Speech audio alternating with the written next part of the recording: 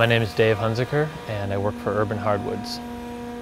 We make various types of furniture out of locally salvaged trees. So dining tables are the primary product, but we also do desks and benches and coffee tables and that sort of thing. I love the variety of my job. I love the hands-on, the creativity, and I love that we're involved in the whole process from trees through finished furniture.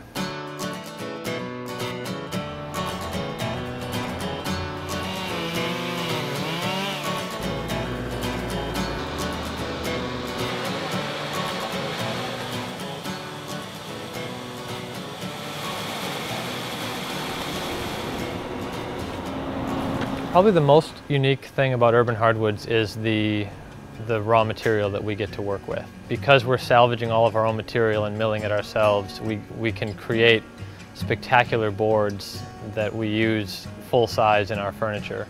So you really see the whole tree, the character of the tree in the finished piece. We're very lucky in the Pacific Northwest. The trees that we salvage, they grow so big here because of the climate.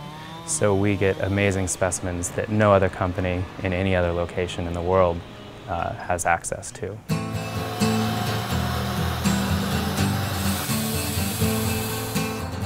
Our material is a renewable resource. The trees grow fast in Seattle. They like the bad weather, and counterintuitively, urban trees grow faster than forest trees because there's less competition and they're irrigated in the summer. The company started with the idea of seeing waste. Originally started with seeing logs floating down the river or in the Sound, and someone thinking that we should do something with those. That turned out to be much too difficult, and we started making connections with tree service companies in the area because they're cutting down trees that have to be removed anyway. I have contacts with many different tree services in the area, and I get calls from them when they're taking down a tree that might be suitable for us. We have our own mill. We mill them into boards. It's a very long process. It takes about 2 years for the wood to dry, so we have to be planning ahead, acquiring material that we're going to need. We store it for 2 years, dry it very carefully and slowly, and then build furniture out of the boards once they're ready.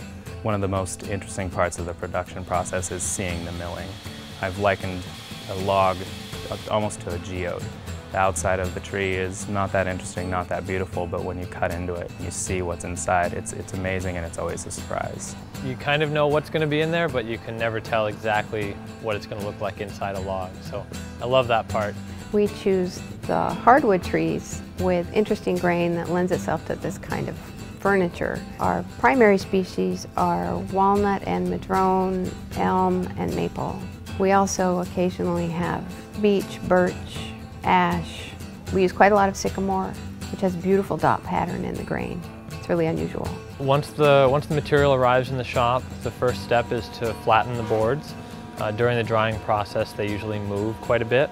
We use a variety of tools, a large joiner and power planes to flatten the boards, and that exposes the surface so we can see what we're dealing with. After that is when we do most of the design, seeing how the boards are going to fit together. Our woodworkers are mostly from art school and design school, and so they have not only extraordinarily skilled hands, but skilled eyes and strong concepts. They're wood poets. The best part about our staff having that varied background is their ability to collaborate together and to have these great and different perspectives to come together to build one great product. We're always trying to celebrate the best features of a log or a board when we decide what to make with it. So whether it's the shape of the live edge or the character of the grain or the color or the way two boards happen to fit together, we find out what that best feature is and try to work with that.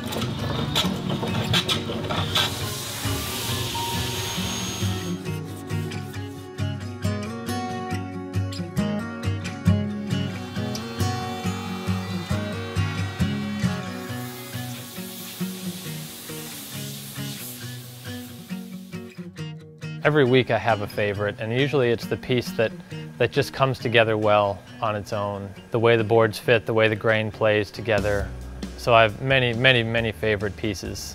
What I like best is putting somebody together with the right piece of furniture. They fall in love. It's a highly subjective decision, and some people come in knowing exactly what they want with dimensions and a wood species, and they just fall in love with something else. When somebody finds a table that they want to look at and sit with and live with in their homes, it's really satisfying. I find it most rewarding to be able to see something through to the end, to see a design from a kernel of an idea to the finished product.